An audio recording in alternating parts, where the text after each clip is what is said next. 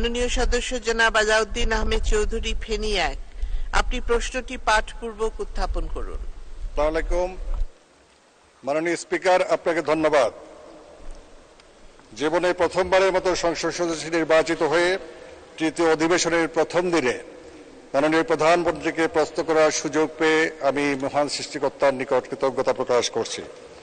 আমি এখন মহান জাতীয় সংসদে তারকাচিহ্নিত প্রশ্ন 1 উত্থাপন করছি।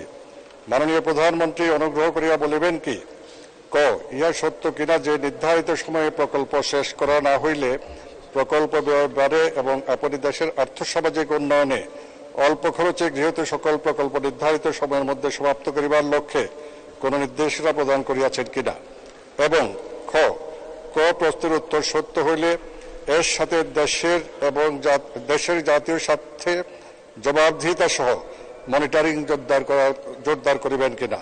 ধন্যবাদ মাননীয় স্পিকার। ধন্যবাদ মাননীয় সদস্য। তারকা চিহ্নিত প্রশ্ন 1 সংসদে উত্থাপিত হল। মাননীয় প্রধানমন্ত্রী।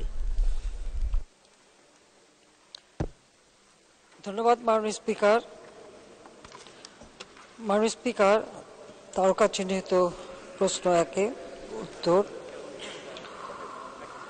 আমি মাননীয় সংসদ সদস্যকে ধন্যবাদ জানাচ্ছি।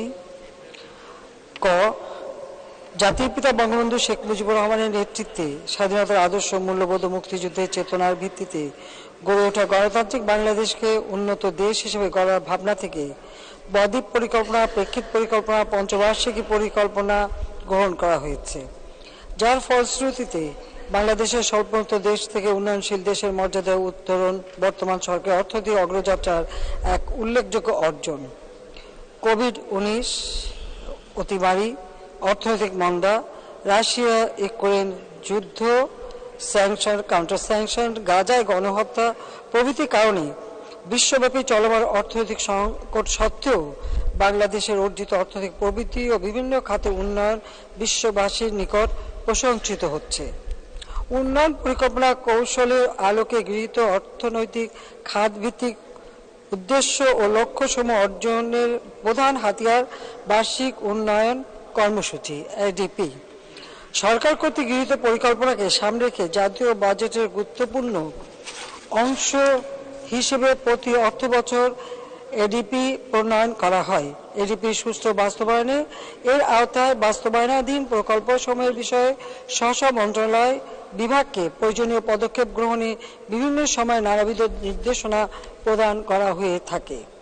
এটি সত্য যে নির্ধারিত সময়ে প্রকল্প শেষ না করা হলে প্রকল্প ব্যয় বৃদ্ধি পায় এবং দেশের আর্থসামাজিক উন্নয়নের বিরূপ প্রভাব পড়ে।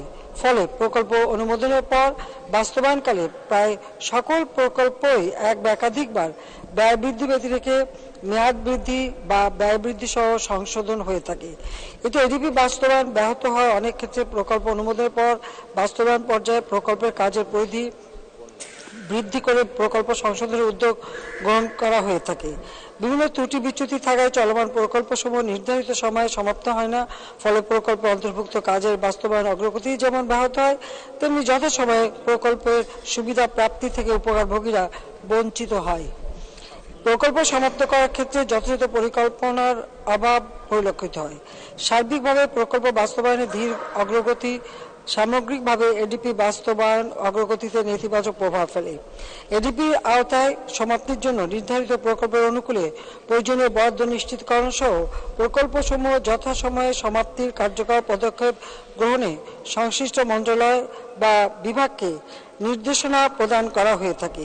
এক্ষেত্রে কারিগরি, প্রযুক্তিগত ও প্রকৌশলগত বিষয়াধীন ঝুঁকি, সংবেদনশীলতা, প্রশাসনিক, প্রাতিষ্ঠানিক ও আইনগত বিষয় ইত্যাদি বিশ্লেষণপূর্বক প্রকল্প প্রণয়নের বিষয়ে গুরুত্ব প্রদানের জন্য সংশ্লিষ্ট মন্ত্রণালয় অথবা বিভাগকে দৃষ্টি আকর্ষণ করা হয়ে থাকে। যে কোনো পরিকল্পনা গ্রহণের সময় সামগ্রিক পরিস্থিতি বিবেচনায় নিয়ে বিশেষ করে যে সকল প্রকল্প গ্রহণ করলে দেশের উন্নয়ন ত্বরান্বিত হবে, দ্রুত সুফল পাওয়া যাবে এবং দেশের মানুষ উপকৃত হবে, সে সকল উন্নয়ন প্রকল্প গ্রহণপূর্বক নির্ধারিত সময়ের মধ্যে প্রকল্পগুলো বাস্তবায়ন সম্পন্ন করতে হবে। চলমান প্রকল্পের মধ্যে যে সকল প্রকল্পে অল্প পরিমাণ বরাদ্দ দিলে সমাপ্ত হবে সে সকল প্রকল্পকে অগ্রাধিকার প্রদানপূর্বক নির্দেশনা দেওয়া হয়। অতিরিক্ত বরাদ্দ দিয়ে প্রকল্পগুলো যাতে দ্রুততম সময়ে শেষ করা যায় সেদিকে লক্ষ্য রাখার নির্দেশনা প্রদান করা হয়েছে। সরকারের উন্নয়ন ভিশন অনুযায়ী 2021 সালের মধ্যে ডিজিটাল বাংলাদেশ গঠন এবং 2041 সালের মধ্যে উন্নত সমৃদ্ধ ও স্মার্ট বাংলাদেশ গড়ার স্বপ্ন পূরণে উন্নয়ন প্রকল্প প্রণয়ন, প্রক্রিয়াকরণ ও অনুমোদন প্রক্রিয়ায় ডিজিটাল পদ্ধতি প্রবর্তন করা হয়েছে।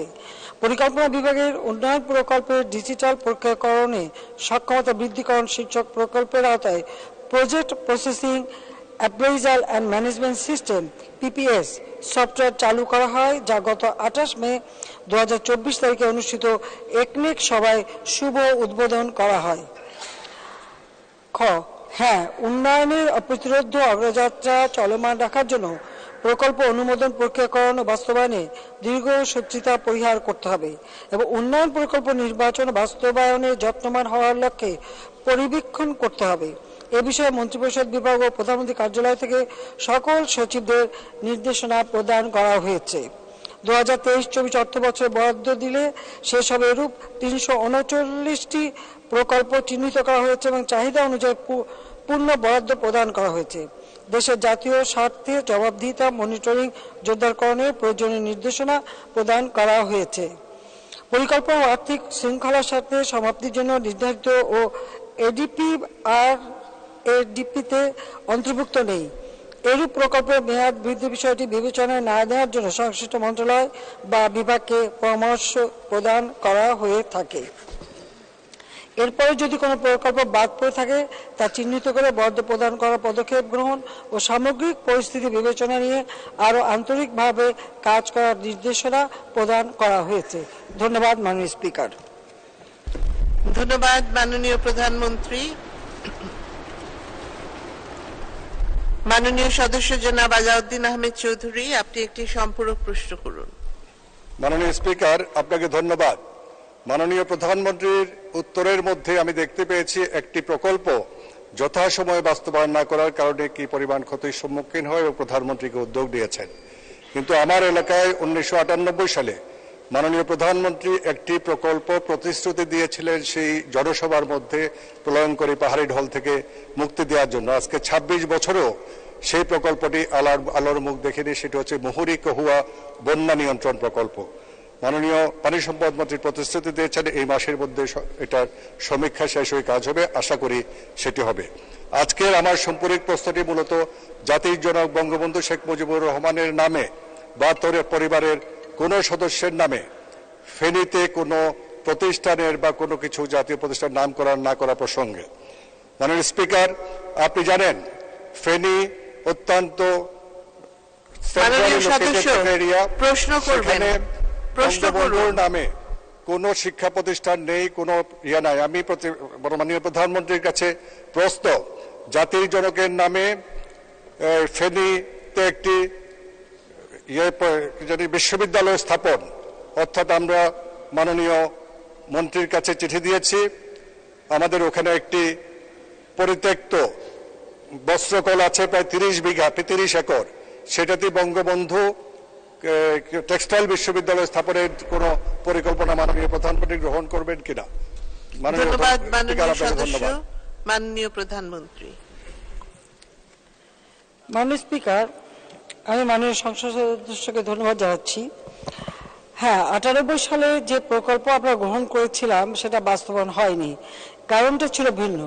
কারণ ওই জায়গা থেকে বেগম খালেদা জিয়া বিএনপির নেতা, তিনি বারবার নির্বাচিত হয়েছেন এবং যখন সে ক্ষমতা এসেছে 2001-এ, আসার পরে আর ওই প্রকল্প আলোর মুখ দেখতে পারেনি। এভাবে সারা বাংলাদেশে অনেক কাজই আমরা যেগুলি শুরু করেছিলাম সেগুলি যেহেতু আমরা শুরু করেছি সেগুলি আর সম্পন্ন হতে দেয়নি। আর এই জায়গাটা সবসময় একটু বৈরী কাজে সেক্ষেত্রে। আর এখানকার সংসদ সদস্য হিসেবে খালেদা জিয়া তার নিজের এলাকার উন্নয়নে তেমন কোনো উদ্যোগও গ্রহণ করেনি, বরং আওয়ামী লীগ যখন সরকার আসে তখনই এলাকার যথাযথ উন্নয়ন হয়েছে। তো এখানে মুহুরী এবং কহুয়া নদীর উপর নদী সংস্কারের যে বিষয়টা, আমরা তো এখন সারা বাংলাদেশেরই নদী নালাগুলি খাল বিল সমস্ত জলাভূমি সবই আমরা সংস্কার করছি, কারণ আমাদের জলাধারগুলি সংরক্ষণ করতে হবে। আমরা যখন প্রকল্প নিই, এই প্রকল্প নেবার সময় সব থেকে বেশি যেটা গুরুত্ব দিই সেটা হলো এই প্রকল্পগুলি অন্তত পক্ষে পরিবেশ বান্ধব হতে হবে এবং মানুষের জীবন মান উন্নত হতে হবে, সেদিকে খেয়াল রেখেই আমরা প্রকল্প নিয়ে থাকি। শুধু প্রকল্প নেওয়ার জন্য আমরা নেই না, এমন কোনো বিদেশি অর্থায়নেও যদি প্রকল্প আসে তো সে প্রকল্পগুলি আমরা আগে বিবেচনা করি যে তার কতটুকু আমার দেশের জন্য কার্যকর, এর থেকে জনগণ কি পাবে, বা ওই প্রকল্প বাস্তবায়ন হলে তার রিটার্ন কি আসবে, সেগুলো আমরা বিবেচনা করেই তখন গ্রহণ করি। এবং এটা আমার দেশীয় অর্থ হোক বিদেশি অর্থ হোক বা যে কেউ যে কোনো একটা প্রস্তাব দিলেই সেটাকে একদম ঝাঁপিয়ে পড়া, সেটা কিন্তু আমি পড়ি না।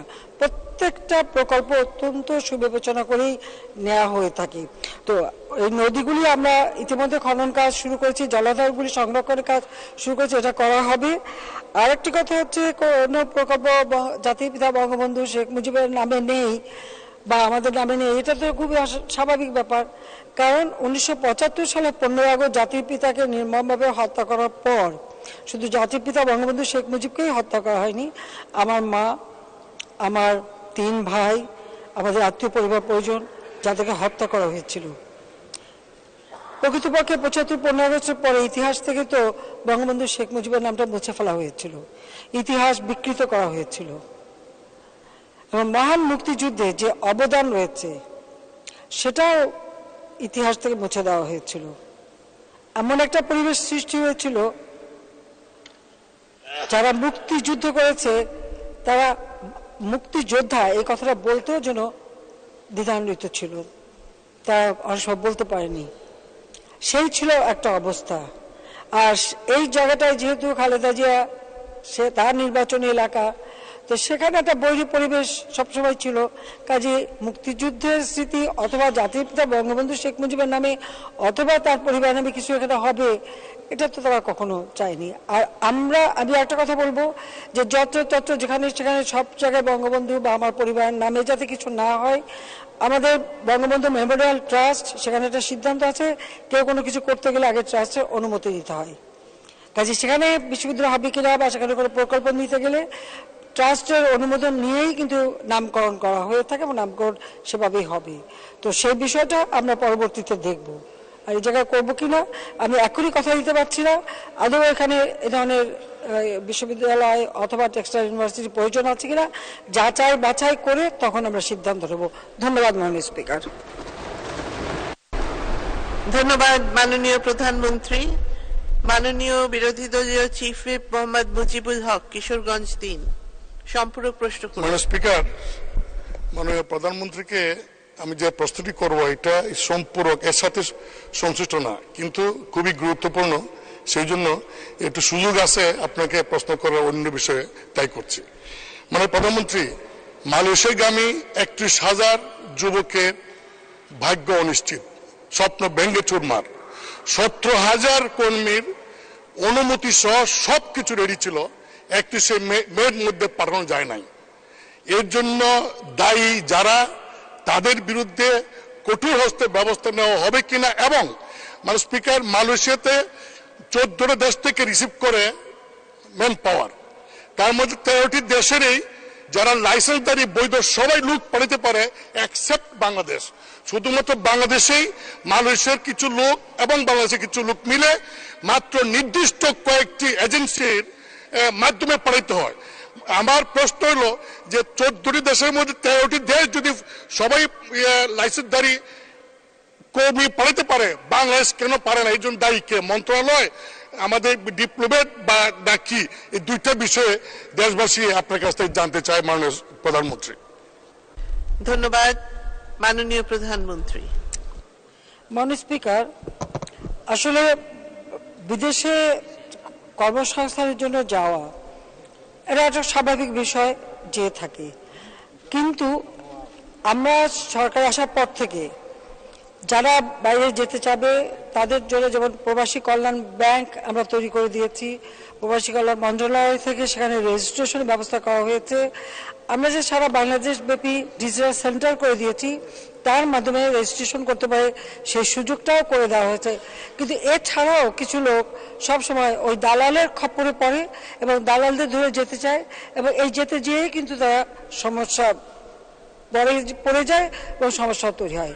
আর এবারে যেটা যাওয়ার কথা ছিল, হ্যাঁ আমরা কিন্তু মানে স্পেশাল ফ্লাইট দিয়ে অন্যান্য ফ্লাইটের সঙ্গে সংযুক্ত করে কিন্তু সবাইকে পাঠানো হয়েছে, কিন্তু অনেকে বাদ পড়ে গেছে। এই বাদ পড়ার কারণটা কি সেটা অনুসন্ধান করা হচ্ছে। আরেকটা বিষয় আমার মনে হয় মাননীয় সংসদ সদস্য সঠিকভাবে বলেছেন যে যখনই আমরা আলোচনা করে ঠিক করি কত লোক যাবে কি যাবে, ঠিক তখনই দেখা যায় যে আমাদের দেশের এক শ্রেণীর লোক তারা ওই ম্যানপাওয়ারে ব্যবসা করে এবং তারা তড়িঘড়ি করে লোক পাঠানোর চেষ্টা করে। আবার এদের সাথে ওই মালয়েশিয়ারও কিছু সংযুক্ত আছে, যার ফলে জটিলতার সৃষ্টি হয়। প্রতিটি বারই যখনই আলোচনা করে সরকারি পক্ষ থেকে আলোচনা করে একটা সমাধানে যায়, তখনই কিছু লোক দ্রুত সেখানে ছুটে যায়, যে একটা মানে একটা অস্বাভাবিক পরিস্থিতির সৃষ্টি করে। অনেক সময় যারা যায় তাদের কাজেরও ঠিক থাকে না, চাকরিরও ঠিক থাকে না, বেতনেরও ঠিক থাকে না, তারা সেখানে যে বিপদে পড়ে। এটা শুধু মালয়েশিয়া না, অনেক জায়গায় হয়। বারবার আমি দেশবাসীকে বলেছি যে এত টাকা জমি জমা সব বিক্রি করে লক্ষ লক্ষ টাকা দেবার তো প্রয়োজন নাই। যদি দরকার হয় প্রবাসী কল্যাণ ব্যাংক থেকে তারা ঋণ নিতে পারে, প্রয়োজন বোধে বিনা জামানতেও ঋণ দেওয়া হয়। কাজে সেইভাবে তারা ঋণ নিয়ে সেখানে শুধু এটা তাদের সুনির্দিষ্ট করতে হবে যে সে যে যেতে চাচ্ছে তার চাকরিটা যথাযথ কি না, এটা নিশ্চয়তা দেওয়া হয়। এই নিশ্চয়তা পেলে পরে সে ব্যাংকের লোন নেবে, সেখানে চলে যেতে পারে, সে ব্যবস্থাটা কিন্তু আছে। কিন্তু তারপরেও আমাদের দেশের কিছু মানুষ আছে, কে আগে যাবে সেই দৌড় দিতে যে হাতা খাতা বাড়ি ঘর সব বিক্রি করে তারপরে পথে বসে, অথবা সেখানে যদি চলেও যায় বিপদে পড়ে। তো এখন মানুষকে বারবার আমরা বলছি যে এভাবে না যাওয়া, তারা সোজাসুজি যেটা নিয়ম সেই নিয়ম মেনে যদি চলে তাহলে কিন্তু এই বিপদগুলির সৃষ্টি হয় না। এটা হলো বাস্তব কথা। তবে এবারে কি সমস্যাটা হয়েছে অবশ্যই এটা আমরা খতিয়ে দেখছি এবং এর জন্য যদি কেউ দায়ী থাকে অবশ্যই তার বিচার করা হবে। ধন্যবাদ মাননীয় স্পিকার। ধন্যবাদ মাননীয় প্রধানমন্ত্রী। তারকা চিহ্নিত প্রশ্ন 2, মাননীয় সদস্য জনাব মোহাম্মদ মাইনুল হোসেন খান, ঢাকা 14। আপনি প্রশ্নটি পাঠপূর্বক উত্থাপন করুন। ধন্যবাদ মাননীয় স্পিকার। আমি মাননীয় প্রধানমন্ত্রী অনুগ্রহ করে বলিবেন কি বহুল প্রশংসিত কমিউনিটি ক্লিনিক কবে হইতে চালু করা হয়েছিল? এই ক্লিনিক কোন সময় অবহেলিত অথবা বন্ধ হয়েছিল কিনা? হইয়া থাকিলে কোন সময় এবং পুনরায় কখন চালু হইয়াছিল? বর্তমানে কমিউনিটি ক্লিনিক হইতে জনগণ কি কি সেবা পাইতেছে? ধন্যবাদ মাননীয় স্পিকার। ধন্যবাদ মাননীয় সদস্য। তারকা চিহ্নিত প্রশ্ন 2 সংসদে উত্থাপিত হলো। মাননীয় প্রধানমন্ত্রী। ধন্যবাদ মাননীয় স্পিকার। মাননীয় সংসদ সদস্যকে মাননীয় স্পিকার আপনার মাধ্যমে আমি ধন্যবাদ জানাচ্ছি। কমিউনিটি ক্লিনিক বর্তমান সরকারের সাফল্যের এক উজ্জ্বল দৃষ্টান্ত, যা দেশে বিদেশে নন্দিত। এই কার্যক্রমের মাধ্যমে দেশের দরিদ্র সুবিধাবঞ্চিত গ্রামীণ জনগণের নিকটস্থ কমিউনিটি ক্লিনিক হতে সমন্বিত স্বাস্থ্য, পরিবার পরিকল্পনা ও পুষ্টি সেবা পাচ্ছেন। এটা জনগণ ও সরকারের যৌথ প্রয়াসে বাস্তবায়িত একটি কার্যক্রম।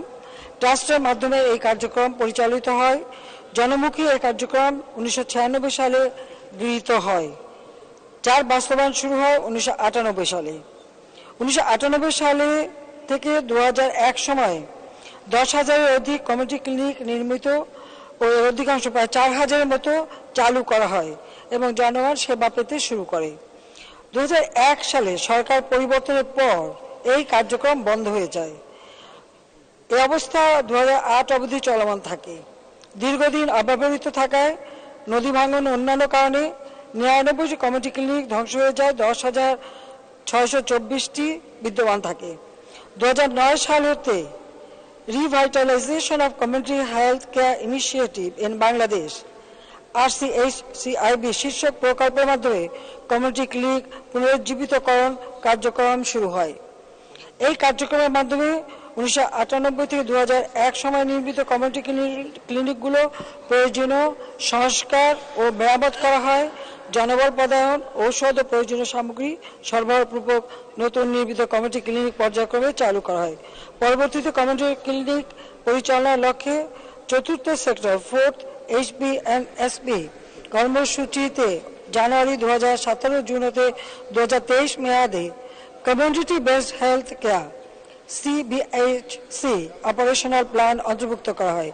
বর্তমানে কমিউনিটি ক্লিনিক স্বাস্থ্য সহায়তা ট্রাস্টের আওতায় community based health care CBHC এর মাধ্যমে কমিউনিটি ক্লিনিক এর সমস্ত কার্যক্রম বাস্তবায়িত হচ্ছে। সারা দেশে বর্তমানে 14,292টি কমিউনিটি ক্লিনিক নির্মাণ সম্পন্ন হয়েছে। তার মধ্যে মোট 14,275টি কমিউনিটি ক্লিনিক চালু রয়েছে এবং 98টি কমিউনিটি ক্লিনিকের নির্মাণ কাজ চলমান রয়েছে। কমিউনিটি ক্লিনিক হতে গ্রামীণ জনগণ মূলত স্বাস্থ্য শিক্ষা, স্বাস্থ্য উন্নয়ন, পুষ্টি, পরিবার পরিকল্পনা, উচ্চ রক্তচাপ, ডায়াবেটিস রোগ শনাক্তকরণ, সীমিত নিরাময়মূলক সেবা সহ জরুরি জটিল রোগীদের যথাযথ ব্যবস্থাপনার জন্য উচ্চতর পর্যায়ের রেফার সংক্রান্ত সেবা প্রদান করা হচ্ছে। এছাড়া অসংক্রামক রোগসমূহ প্রাথমিকভাবে নিরূপণ ও উচ্চতর পর্যায়ে রেফার, যেমন উচ্চ রক্তচাপ, ডায়াবেটিস, আর্সেনিকোসিস, অটিজম ইত্যাদি কার্যক্রম পরিচালিত হচ্ছে। অসংক্রামক রোগ প্রতিরোধ ও নিয়ন্ত্রণে কমিউনিটি ক্লিনিকে নিয়মিত স্বাস্থ্য শিক্ষা কার্যক্রম আরও জোরদারকরণ এবং একটি কার্যকর রেফারেল ব্যবস্থাপনা প্রতিষ্ঠার জন্য প্রয়োজনীয় পদক্ষেপ গ্রহণ করা হচ্ছে। আর বিশেষ করে প্রসূতি মা যারা সন্তান সম্ভবা তাদের নিয়মিত পরীক্ষা করা এবং তাদেরকে পরামর্শ দেওয়া এবং প্রসবকালীন সময় তাদের সেবা এবং প্রসব পরবর্তী সময় তাদের পরামর্শ প্রদান, সেটাও এই কমিউনিটি ক্লিনিক থেকে যথাযথভাবে করা হচ্ছে। ধন্যবাদ মাননীয় স্পিকার। ধন্যবাদ মাননীয় প্রধানমন্ত্রী। মাননীয় সদস্য জনাব মোহাম্মদ মাইনুল হোসেন খান, আপনি একটি সম্পূরক প্রশ্ন করুন। আমি প্রথমে মাননীয় প্রধানমন্ত্রীকে আন্তরিক ধন্যবাদ জানাই উনি আমার প্রশ্নের উত্তর প্রদানের জন্য। মাননীয় প্রধানমন্ত্রীর নেতৃত্বে দেশের জনগণ বর্তমানে চিকিৎসা ক্ষেত্রে ঔষধ সহ নানা ধরনের সুযোগ সুবিধা পাচ্ছে, চিকিৎসার মান অনেক বৃদ্ধি পেয়েছে। মাননীয় প্রধানমন্ত্রীর নিকট আমার সম্পূরক প্রশ্ন, দেশে এখন পর্যন্ত যদি যে সকল জেলায় মেডিকেল কলেজ স্থাপন করা হয়নি, উক্ত মেডিকেল কলেজ স্থাপন করার কোনো পরিকল্পনা আছে কিনা? ধন্যবাদ মাননীয় স্পিকার আপনাকে। ধন্যবাদ মাননীয় সদস্য। মাননীয় প্রধানমন্ত্রী। মাননীয় স্পিকার, কমিউনিটি ক্লিনিক থেকে মাননীয় সংসদ সদস্য পৌঁছে গেছে মেডিকেল কলেজে, বরং কমিউনিটি ক্লিনিকের ব্যাপারে আরো তার জানার উচিত ছিল। যাই হোক, আমরা 30 প্রকার ঔষধ দিচ্ছি কমিউনিটি ক্লিনিকের মাধ্যমে, স্বাস্থ্যসেবা জনগণের দোরগোড়ায় পৌঁছে দিয়েছি। এমনকি আমরা উপজেলা হাসপাতালগুলিতে ওয়েব ক্যামেরার ব্যবস্থা করে দিয়েছি। বিশেষায়িত ডাক্তারের পরামর্শ নেবার সুযোগটাও এখানে কমিউনিটি ক্লিনিক এবং উপজেলা স্বাস্থ্য হাসপাতাল থেকেও দেওয়া হচ্ছে, ব্যবস্থা করছি। মাননীয় স্পিকার, মেডিকেল কলেজ আমাদের জানি না, আমরা আসলে বাঙালি হুজুগে বাতে, যখন একটা কিছু করবেন তখন সবার ঘরের দরজা একটা করে চাই। যেমন এয়ারপোর্ট, এখানেই একজন মাননীয় সংসদ সদস্য বলে দিলেন তার জেলায় এয়ারপোর্ট, আর জেলায় জেলায় এয়ারপোর্ট হয় না। আর মেডিকেল কলেজগুলিও যে যখন আমরা করছি, অবশ্যই মেডিকেল কলেজ করবার আগে যথাযথ শিক্ষক পাওয়া যাবে কিনা, কত ছাত্র পাওয়া যাবে এবং যারা শিক্ষা নেবে সেখানে সেই হাসপাতাল উপযুক্ত আছে কিনা বা সেই সেবাটা নিতে পারবে কিনা, এই সকল বিষয়গুলি বিবেচনা করেই কিন্তু মেডিকেল কলেজগুলি করা হয়। এখানে এখন সবার ইচ্ছা মতো ঘরের দরজায় তো মেডিকেল কলেজ করা সম্ভব না।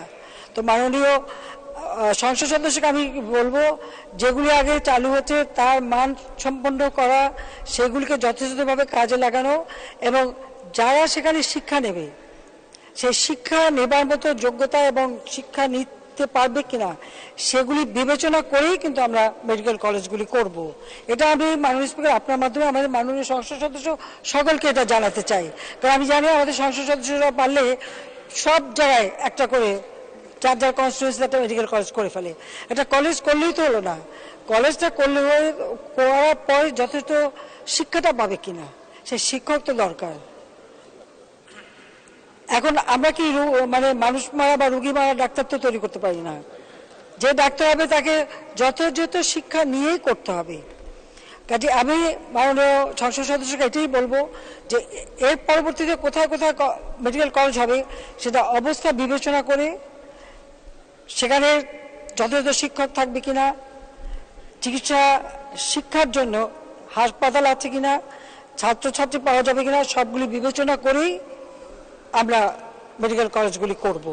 এটাই হচ্ছে আমার প্রস্তাব যে আমাদের মাননীয় সংসদ সদস্যরা অবশ্যই সেই বিষয়টা দেখবেন। ধন্যবাদ মাননীয় স্পিকার।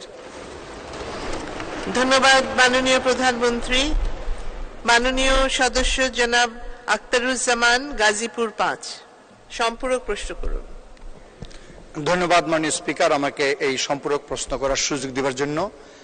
মাননীয় প্রধানমন্ত্রী ইতিমধ্যে আমাদেরকে অবহিত করেছেন আগামী দিনে মেডিকেল কলেজ স্থাপনের কি পলিসি হবে, আমরা অবগত হলাম। ধন্যবাদ মাননীয় প্রধানমন্ত্রীকে। আমার বিষয়টি হলো 1996 থেকে 2001 সাল পর্যন্ত এই বাংলাদেশের পার্লামেন্টের রাজনীতির ইতিহাসে এটাকে স্বর্ণযুগ বলা হয়, কারণ সেখানে এই স্ট্যান্ডিং কমিটিতে মাননীয় প্রধানমন্ত্রী একজন সদস্যকে মন্ত্রীর পাশাপাশি রেখে মর্যাদা দিয়েছিলেন সভাপতি করার, গণতন্ত্রকে এবং এই যে সংসদে প্রশ্নোত্তর পর্ব এবং তখনই স্থাপন করেছেন, এবং বয়স্ক ভাতা থেকে আরম্ভ করে অনেক অনেক কাজ করেছেন, বেঞ্চমার্ক। আর এর মধ্যে অনেক দিন পর্যন্ত বাংলার ইতিহাসে স্বাস্থ্য সেবার ক্ষেত্রে মাননীয় প্রধানমন্ত্রী শেখ হাসিনার নাম লিপিবদ্ধ থাকবে এই কমিউনিটি ক্লিনিক করার জন্য। আমি এই কমিউনিটি ক্লিনিকে আমি ভিজিট করেছি। প্রতিদিন সকালে 300 থেকে 400 মা বোন সেখানে আসে চিকিৎসা সেবা নেবার জন্য, এবং এটা এত জনপ্রিয় হয়েছে, মানুষের আস্থার স্থল হয়েছে। তাই মাননীয় প্রধানমন্ত্রীর কাছে আমার বিনীত প্রশ্ন যে এই সীমিত অর্থের মধ্যেও স্বাস্থ্য খাতে আগামী বাজেটে কিছু অর্থ বৃদ্ধি করে ভবিষ্যতে 5 বছর মেয়াদী একটা পরিকল্পনা নিয়ে কমিউনিটি ক্লিনিককে 5 শয্যা বিশিষ্ট হসপিটালে কোনো সুযোগ আছে কিনা মাননীয় প্রধানমন্ত্রীর কাছে আমার বিনীত প্রশ্ন। ধন্যবাদ। ধন্যবাদ মাননীয় সদস্য। মাননীয় প্রধানমন্ত্রী। মাননীয় স্পিকার, আমাদের হাসপাতাল কিন্তু আছে, তাছাড়া এই কমিউনিটি ক্লিনিক ছাড়াও ইউনিয়ন স্বাস্থ্য কেন্দ্র আছে, পরিবার পরিকল্পনা কেন্দ্র আছে, বিভিন্ন মা ও শিশু কেন্দ্র আছে, সারা দেশব্যাপী কিন্তু ছড়িয়ে আছে। কমিউনিটি ক্লিনিকটা একটা প্রাথমিক চিকিৎসা সেবা বা স্বাস্থ্য পরীক্ষার জায়গা। এটা ঠিক ওই হাসপাতাল হিসেবে এটা গড়ে তোলা না, কারণ হাসপাতাল তো উপজেলা হাসপাতাল আছে। এই উপজেলা হাসপাতালগুলির 30 শয্যা বিশিষ্ট ছিল। আমরা জনসংখ্যা, রোগীর প্রাপ্যতা দেখে সেগুলিকে 51 শয্যা বিশিষ্ট করা হয়েছে। জেলা হাসপাতালগুলি যেগুলি 100 শয্যা বিশিষ্ট ছিল, সেটাও আমরা একটা সার্ভে করেছিলাম এই 96 সালে যখন সরকারে ছিলাম, কোন কোন জেলায় কত রোগী যায় এবং কত সেবা নেবে সেই হিসেব করে কোনো হাসপাতাল 250 বেডের, কোনো জায়গায় 500 বেডের, এভাবে আমরা কিন্তু স্বাস্থ্যসেবা শয্যা সংখ্যা বৃদ্ধি করে স্বাস্থ্যসেবা জনগণের দৌড়ায় পৌঁছে দিচ্ছি। আর কমিউনিটি ক্লিনিকটা হচ্ছে আমাদের বিশেষ করে মা বোনেরা, তারা রোগে ভুগলে পরে তাদেরকে অপেক্ষা করতে হয় স্বামী, দেবর অথবা ভাই কে কখন বা বাবা হাসপাতালে নিয়ে যাবে। এই কথাটা বিবেচনা করে এটা সম্পূর্ণ আমার নিজস্ব একটা চিন্তা ফসল। আমি ঠিক করলাম যে আমরা যদি এভাবে একটা প্রাথমিক স্বাস্থ্য সেবাটা নেওয়ার ব্যবস্থা করতে পারি, আর ঔষধগুলি যেগুলি খুবই প্রয়োজনীয় সেই ঔষধ আমরা এখন কমিউনিটি ক্লিনিক থেকে 30 প্রকার ঔষধ বিনা পয়সায় দিচ্ছি। প্রেসক্রিপশন নিয়ে গেলে আমরা বিনা পয়সায় ঔষধটা দিয়ে দিই। শুধু অ্যান্টিবায়োটিকটা আমরা বন্ধ করে দিয়েছি, কারণ অ্যান্টিবায়োটিক এটা বেশি নিতে নিতে রেজিস্ট্যান্স হয়ে যায়, পরে কাজ করে না। এটা যথাযথ ডাক্তারের পরামর্শ নিয়ে সেটা নিতে পারবে, কিন্তু আমরা সেভাবে দিচ্ছি। কারণ যেখানে মানে অতিরিক্ত শয্যা করে হাসপাতাল করবার জন্য না, এখানে যারা মানে সেবাটা দেয় তারা কিন্তু স্বাস্থ্যকর্মী হিসেবে দেয়, ডাক্তার হিসেবে না। তাদেরকে ট্রেনিং দেওয়া হয়, মিডওয়াইফারি ট্রেনিং আর এই যে স্বাস্থ্যসেবা ট্রেনিং সেটাও আমরা দিচ্ছি। দিয়ে তারা এই প্রাথমিক একটা পরীক্ষা, যেমন যার ডায়াবেটিস আছে অনেকে নিজে নিজে পরীক্ষা করতে পারে না, কমিউনিটি ক্লিনিকে গেলে বিনা পয়সায় পরীক্ষা করে দেওয়া হয়। কারো প্রেশার আছে, সে কমিউনিটি ক্লিনিকে গেলে বিনা পয়সায় প্রেশারটা চেক করে দেওয়া হয়। এই স্বাস্থ্য সেবাটা মানুষের দোরগোড়ায় পৌঁছে দেওয়ার জন্যই কমিউনিটি ক্লিনিক। আর হাসপাতালের যত হাসপাতালই করা আছে, হাসপাতাল তো অভাব নেই। বাংলাদেশের কোনো মেডিকেল বিশ্ববিদ্যালয় ছিল না, প্রথম মেডিকেল বিশ্ববিদ্যালয় আমরা করে দিই। এখন আমরা বিভাগওয়ারি মেডিকেল বিশ্ববিদ্যালয় তৈরি করে দিচ্ছি। সেই সাথে সাথে যাতে করে গবেষণা হয় স্বাস্থ্য বিষয়, স্বাস্থ্য বিজ্ঞানের উপর গবেষণার উপর আমরা বিশেষ জোর দিয়েছি। আর এই কমিউনিটি ক্লিনিকগুলি আমরা করার পরে 2001 সালে যখন আমরা সরকারে আসতে পারিনি, তখন খালেদা জিয়া যখন প্রধানমন্ত্রী হলো সেটা বন্ধ করে দিয়েছিল। তার যুক্তি ছিল কমিউনিটি ক্লিনিকে যারা চাকরি পাবে আর যারা সেবা পাবে এরা সবাই নাকি নৌকায় ভোট দেবে, এরা নাকি অন্য কোথাও ভোট দেবে না। এই যে নৌকায় ভোট দেবে, তো সেই ভোট বন্ধ করার জন্য সে ক্লিনিকই বন্ধ করে দিয়েছিল। এটা হচ্ছে মানুষের চিন্তার দণ্ডতা। আমরা রাষ্ট্র চালাই দেশের মানুষের ভাগ্য পরিবর্তনের জন্য, দেশের মানুষের কল্যাণে। বহুদলীয় গণতন্ত্রের দেশ বাংলাদেশ, যেহেতু বহুদলীয় গণতন্ত্রের দেশ বাংলাদেশ, এটা তো মত পথ ভিন্নতা থাকবেই। যে যার যেখানে ইচ্ছা সে সেখানে ভোট দেবে। সেখানে তো এখন অমুক জায়গায় কে ভোট দিল দেখেই আমরা কিছু করব না, সেটা তো না। আমরা কাজ করব সুষম উন্নয়ন, প্রতিটি এলাকা যথাযথ উন্নত করবার মানসিকতা নিয়ে, যে সে দলমত নির্বিশেষে যেই হোক সে সেই সেবাটার জন্য পায়, সেটাই আমাদের লক্ষ্য। আর সেইভাবেই কিন্তু আমরা করে যাচ্ছি। এই যে আমি ঘর দিচ্ছি, আমি কি বেছে দিচ্ছি যে কে আওয়ামী লীগ করে তাকে দেবো, আওয়ামী লীগ না করে দেবো, তা তো নয়। ওই এলাকায় যত ভূমিহীন গৃহহীন আছে, সে আমাকে ভোট দিক না দিক সেটা বড় কথা না, বড় কথা সে দেশের নাগরিক। কাজে সে যদি ভূমিহীন হয়, গৃহহীন হয়, সে বিনা পয়সা ঘর পাবে, আমরা দিয়ে দিচ্ছি। ক্লিনিক্যাল ট্রিটমেন্ট যারা নিচ্ছে এটা তো বেছে নেওয়া হচ্ছে না, আমরা যারাই আসবে তারাই চিকিৎসা সেবা নিতে পারছে। আমরা মানুষের কল্যাণে কাজ করি। তবে হাসপাতালের চিকিৎসা আছে, সেখানে আমরা অনলাইনে বিশেষজ্ঞদের পরামর্শ যাতে পেতে পারে সেই ব্যবস্থাটাও নেওয়া হচ্ছে। ডিজিটাল বাংলাদেশ, এই ডিজিটাল পদ্ধতিতে চিকিৎসা সেবার ব্যবস্থা এখন আমরা করে দিচ্ছি। কাজে সেভাবেই আমরা আরো আধুনিক প্রযুক্তি দিয়ে চিকিৎসার ব্যবস্থা নিয়েছি। আর মেডিকেল কলেজগুলিও আমরা করে দিচ্ছি। বাকি যে কটা ডিভিশন আছে সেখানে আমরা বিশ্ববিদ্যালয় যে কটা ডিভিশন, সব ডিভিশনে আমরা পর্যায়ক্রমিকভাবে মেডিকেল বিশ্ববিদ্যালয়গুলি করে দেব। উচ্চমানের উন্নত মান চিকিৎসা যাতে আমার দেশের মানুষ পায় সেটা আমরা নিশ্চিত করেছি।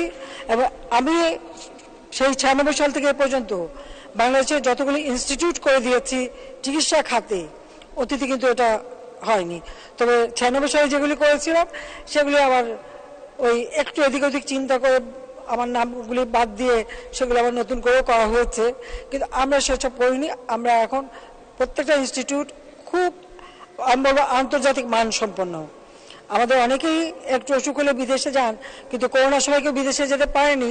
তখন আমাদের এইসব হাসপাতালে যখন চিকিৎসা নিতে গেছেন, অনেকে ভেবেছেন বাংলাদেশে এরকম হাসপাতাল আছে, একটু অবাকও হয়েছে। তো এই হলো বাঙালি অবস্থা। তো যাই হোক, আমি মাননীয় সংসদ সদস্যকে বলতে চাই, যেখানে আমরা হাসপাতাল বেড করে ওভাবে চিকিৎসা সেবা দিচ্ছি না, তার জন্য উপজেলা আছে। তবে মাননীয় সংসদ সদস্যরা যার যার নিজের এলাকায় এই স্বাস্থ্য কেন্দ্রটা যাতে যথাযথভাবে চলে সেদিকে একটু যত্নবান হলে মানুষ আরো সেবাটা পাবে। সবাইকে ধন্যবাদ। ধন্যবাদ মাননীয় স্পিকার। ধন্যবাদ মাননীয় প্রধান